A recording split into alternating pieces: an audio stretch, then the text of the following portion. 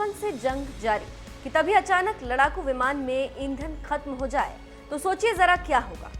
या तो वो लड़ाकू विमान दुश्मन का निशाना बन जाएगा या फिर मौका देखते ही उसे तुरंत ईंधन लेने के लिए एयरक्राफ्ट की ओर रवाना होना पड़ेगा। ऐसा अक्सर होता भी है कि लड़ाकू विमानों को बार बार एयरक्राफ्ट पर ईंधन लेने के लिए आना पड़ता है, लेकिन अब कम से कम अमेरिका के लड़ाकू विमानों को इस तरह की समस्या का सामना नहीं करना पड़ेगा, क्योंकि अमेरिकी सेना ने अब हवा में ही ड्रोन से लड़ाकू विमानों में ईंधन भरने का तरीका ढूंढ निकाला, जिससे लड़ाकू विमानों को एयरक्राफ्ट पर लैंडिंग और टेक ऑफ के खतरे से नहीं जूझना पड़ेगा।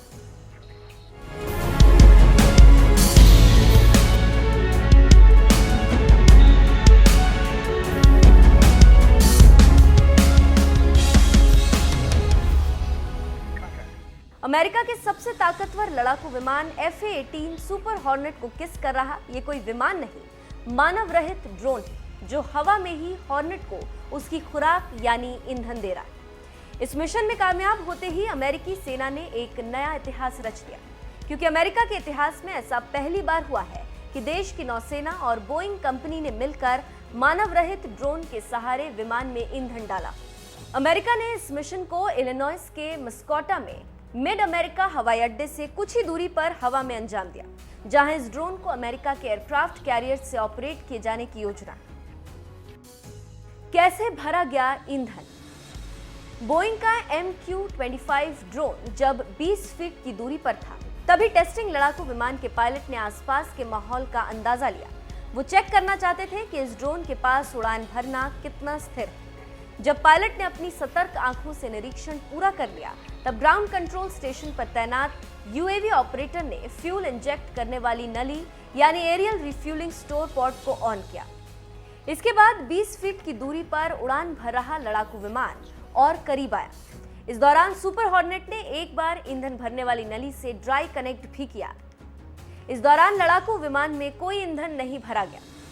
नौसेना के रियर एडमिरल ब्रायन कोरे ने बताया, अब ये सुनिश्चित हो गया है कि नौसेना के हवा में ईंधन भरने की प्रक्रिया के मानकों के मुताबिक MQ-25 हमारे टैंकर मिशन की जरूरतों को पूरा कर सकता है।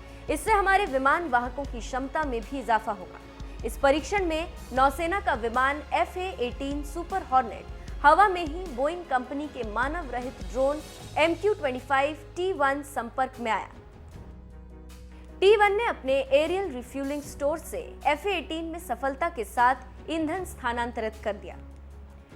अमेरिकी सेना की इस उपलब्धि पर नौसेना के मानव रहित कैरियर एविएशन प्रोग्राम ऑफिस के मैनेजर कैप्टन चाओ रीड ने कहा कि ये मिशन हमारे लड़ाकू विमानों को बहुत बड़ी ताकत देगा। इससे ईंधन की बड़ी समस्या से मुक्ति मिलेगी। यह हमारी नौसेना के लिए महत्वपूर्ण और रोमांचक क्षण। अमेरिकी अफसरों की ये खुशी बता रही है कि सेना ने कितना बड़ा इतिहास रच दिया। उसने हवा में ही ड्रोन से लड़ाकू विमानों में ईंधन भरने का जो कारनामा किया, वो अब तक दुनिया का कोई भी देश नहीं कर सका।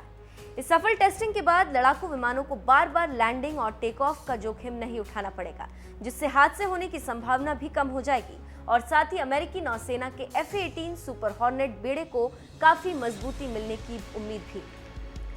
राफेल में भी हवा में भरा गया था ईंधन। इससे पहले आपने भारत आए राफेल को भी हवा में ईंधन भरते हुए देखा होगा, लेकिन यहाँ ड्रोन से नहीं बल्कि टैंकर विमान से ईंधन भरा गया, जिसे एयर रिफ्यूलिंग कहते हैं। इसमें दो विमानों की भूमिका होती, एक वो जिसमें ईंधन भरा जाना है और दूसरा टैंकर प्लेन जिसमें ईंधन रहता है। इसके साथ एक नली यानी प्रोब की भी जरूरत होती, जिससे ईंधन टैंकर से विमान तक जाता है। इस प्रोब के साथ आखिर में एक बाल्टी जुड़ी होती है जिसे ड्रोग कहते हैं।